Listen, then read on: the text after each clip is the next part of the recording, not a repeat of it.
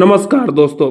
आज की इस विशेष रिपोर्ट में हम बात करेंगे उस अहम मुद्दे पर जिसने पूरी दुनिया का ध्यान अपनी ओर खींच लिया है। हाल ही में अमेरिका ने भारत पर भारी भरकम टैरिफ लगाने का ऐलान किया है। यह फैसला एक तरफा है और अमेरिका की आंतरिक राजनीति व वैश्विक रणनीति से जुड़ा हुआ भी है। लेकिन बड़ा सवाल यह है कि क्या भारत इस टैरिफ वॉर को झेल पाएगा। हम इस सवाल का जवाब खोजेंगे 5 बड़े बिंदुओं में। ये 5 कारण ऐसे हैं जो बताते हैं कि भारत केवल इस टैरिफ वॉर को झेल नहीं सकता बल्कि इससे और मजबूत होकर उभर सकता है। तो चलिए हम शुरू करते हैं। पहला कारण है भारत की आत्मनिर्भर अर्थव्यवस्था और विशाल घरेलू बाजार। भारत की सबसे बड़ी ताकत है उसका 1.4 अरब से ज्यादा लोगों का विशाल घरेलू बाजार। भारत की अर्थव्यवस्था का लगभग 60% हिस्सा घरेलू खपत पर आधारित है। अमेरिका और यूरोप जैसे देशों में अर्थव्यवस्था का बड़ा हिस्सा निर्यात पर निर्भर करता है, लेकिन भारत में स्थिति इसके उलट है। भारत की तेजी से बढ़ती मध्यवर्गीय आबादी उपभोग का सबसे बड़ा इंजन है। यानी अमेरिका भारतीय निर्यात को टैरिफ से महंगा बना भी दे तो भारतीय कंपनी के पास अपने उत्पादों को बेचने के लिए इतना बड़ा आंतरिक बाजार मौजूद है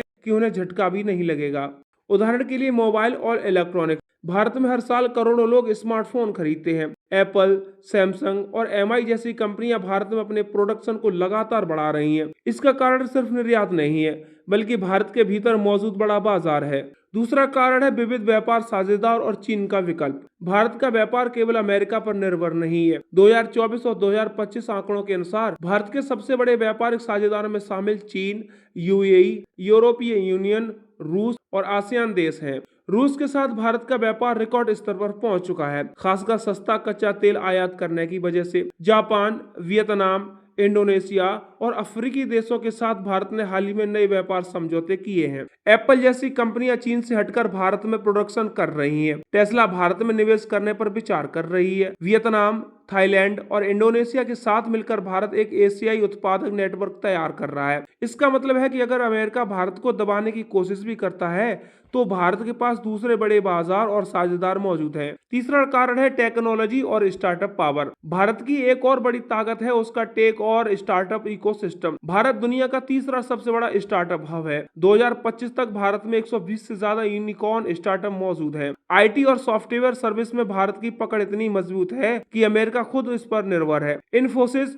टीसीएस, विप्रो जैसी कंपनी हर साल अमेरिका को अरबों डॉलर की सेवाएं देती हैं। अगर अमेरिका भारत पर दबाव डालता है तो इसका टेक सेक्टर भी प्रभावित होगा। यानी आईटी सेक्टर भारत के लिए सिर्फ कमाई का साधन नहीं है बल्कि सुरक्षा कवच भी है। इससे भारत को यकीन है कि कोई भी टैरिफ वार उसकी रीढ़ को हिला नहीं सकता। भारत का चौथा मजबूत पहलू है उसका कृषि और ऊर्जा सेक्टर। भारत दुनिया का सबसे बड़ा चावल, दूध और दाल उत्पादक है। गेहूं, कपास और गन्ने में भी भारत अग्रणी है। ऊर्जा के क्षेत्र में भारत ने रूस, ईरान और खाड़ी देशों से सस्ते दामों पर तेल खरीदकर अपने खर्च को कम किया है। अमेरिका जब भी भारत पर दबाव डालता है कि वह रूस से तेल न खरीदे, भारत ने साफ कहा है कि वह अपनी जनता के हितों से समझौता नहीं करेगा। यही वजह है कि भारत के पास महंगाई पर काबू पाने और अपने उद्योग को ऊर्जा देने की क्षमता है। जब मूलभूत जरूरतें सुरक्षित हो तो बाहरी टैरिफ वॉर का असर सीमित ही रह जाता है। पांचवा कारण है मजबूत कूटनीति और बहुपक्षीय गठजोड़। भारत ने पिछले कुछ सालों में अपनी विदेश नीति और कूटनीति स्थिति को मजबूत कर लिया है। भारत ने पिछले कुछ सालों में अपनी विदेश नीति और कूटनीति स्थिति को इतना मजबूत कर लिया है कि कोई भी देश भारत को नजरअंदाज नहीं कर सकता। भारत आज G20, एससीओ और क्वाड जैसे अंतर्राष्ट्रीय समूह का अहम सदस्य है। अमेरिका को चीन को रोकने के लिए भारत की जरूरत है। रूस और यूरोप दोनों भारत के साथ व्यापार बढ़ाना चाहते हैं।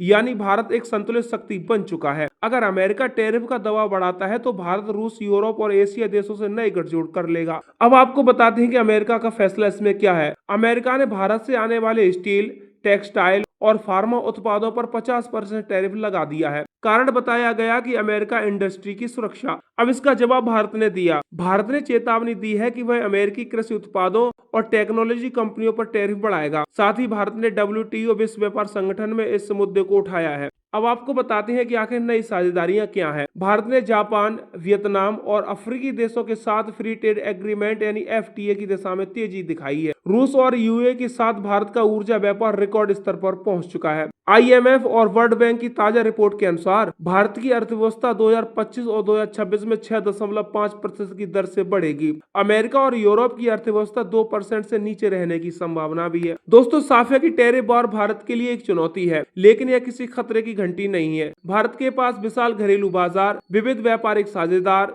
मजबूत टेक और स्टार्टअप इकोसिस्टम, कृषि और ऊर्जा में आत्मनिर्भरता और सशक्त कूटनीति, ये सब ढाले हैं जिनसे वह हर टैरिफ वार का मुकाबला कर सकता है। इसलिए कहा जा सकता है कि भारत न केवल टैरिफ का भार झेल सकता है, बल्कि इस मौके को अपनी नई वैश्विक भूमिका बनाने में इस्तेमाल भी कर सकता है। दोस्तों, अमेरिका द्वारा भारत पर लगाए गए टैरिफ पर आपका क्या विचार है? हमें अपनी राय कमेंट बॉक्स में जरूर दें।